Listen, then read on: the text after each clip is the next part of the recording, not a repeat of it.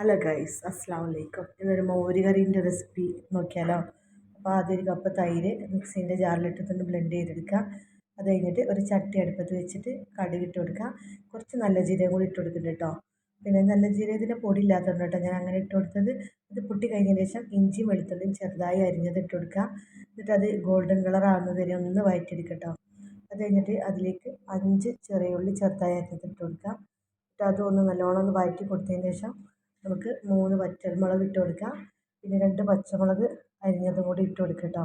എന്നിട്ട് എല്ലാം കൂടെ ഒന്ന് മിക്സ് ചെയ്തതിന് ശേഷം നമുക്ക് കുറച്ച് കരിവേപ്പില ഇട്ട് കൊടുക്കാം. അത് കഴിഞ്ഞ് പൊടികൾ ചേർത്ത് കൊടുക്കാം. 1/4 ടീസ്പൂൺ ഉലുവാപ്പൊടി, 1/4 ടീസ്പൂൺ കായപ്പൊടി, 1/4 ടീസ്പൂൺ മുളക് പൊടി, 1/4 ടീസ്പൂൺ മഞ്ഞൾപ്പൊടിയും കൂടി ആട്ടോ ചേർത്ത് കൊടുക്കുന്നത്.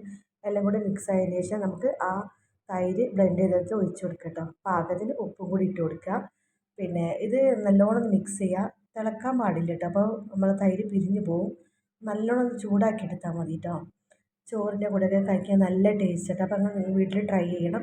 ഫീഡ്ബാക്ക് അറിയിക്കണം. ലൈക്ക് ചെയ്യണം, സബ്സ്ക്രൈബ് ചെയ്യണം, ഷെയർ ചെയ്യണം.